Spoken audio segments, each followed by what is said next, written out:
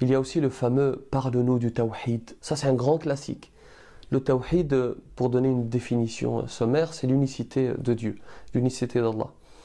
Alors, parce que les interventions ne s'appellent pas Tawhid, vous pensez que je n'en parle pas? Le Tawhid transparaît en réalité dans chacune de mes interventions. Encore faut-il savoir lire entre les lignes, et vous n'avez pas le monopole, ni du Tawhid, ni de la piété.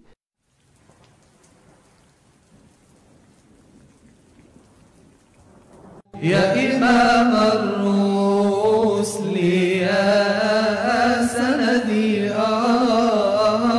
أنت بعد الله معتمدي ففي دنياي وآخرتي يا رسول الله خذ بيدي.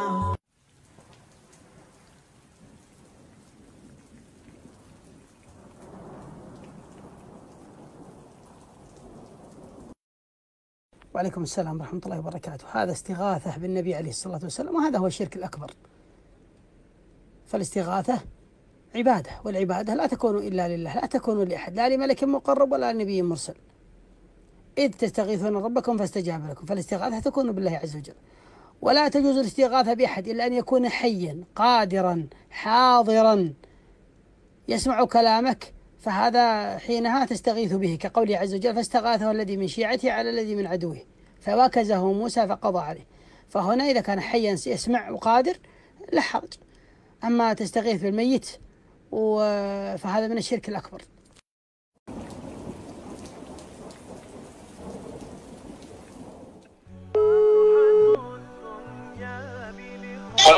Allô, salam alaikum. Salam. Ça va Abdelmounaïm, tu vas bien? Toi-même. Ouais, ça va. Je fais une vidéo sur le divertissement et l'humour en islam. Donc là, tu es en direct de ma vidéo. Et je voulais avoir ta position. Tu voulais appeler un spécialiste? Voilà, je voulais avoir ta position officielle. Parce que je sais que tu es un taré. Et d'ailleurs, il m'est venu une histoire que je voulais te raconter. En fait, c'est deux imams. Vas-y. Tu sais, ces deux imams, ils se parlent et en fait, tu sais, ils se kiffent, ils s'aiment bien et tout. Ils ont étudié dans les mêmes écoles. Et à un moment donné, il y en a un qui regarde l'autre, il lui dit, tu sais, je trouve que le Coran passe bien entre nous. Pas mal. Pas mal? Écoute, je te raconte une dernière pour la route. Vas-y. En fait, tu sais, c'est un imam qui, tous les vendredis, il a l'habitude de s'embellir pour le vendredi, pour faire le sermon du vendredi. Et donc, en fait, tu sais, il sort le mejmar, là où on met la braise, et puis il met une espèce de plante qui lui permet qui provoque une fumée, et cette fumée sent bon, et il s'imbibe avec ses vêtements, etc. Sauf qu'un jour, en fait, il y a un jeune du quartier qui s'est fait courser par la police parce qu'il avait de la drogue, il avait du hashish. Et en passant, qu'est-ce qu'il a fait? En fait, il a jeté le hashish dans le mejmar. Et l'imam, quand il sort dehors, il voit la fumée, il se met au-dessus, tu vois. Et donc, du coup, il a inhalé les vapeurs du shit, et une heure après, il se retrouve à faire le sermon du vendredi, et puis, il n'est pas comme d'habitude, quoi. Et donc, il parle.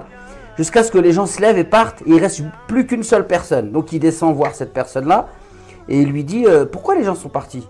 Et il lui dit, bah en fait, quand tu as expliqué que les musulmans ils avaient gagné la bataille de Badr parce qu'ils avaient des kalachnikovs, il dit, il y en a qui se sont levés, ils sont partis.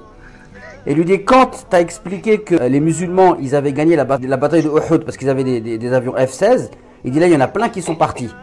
Mais quand tu as dit que Bilal allait être transféré au Barça, alors là il a dit, là tout le monde est parti sauf moi. Il lui dit, toi pourquoi t'es resté? Il lui dit, moi je suis resté parce que je voulais juste connaître le prix du transfert.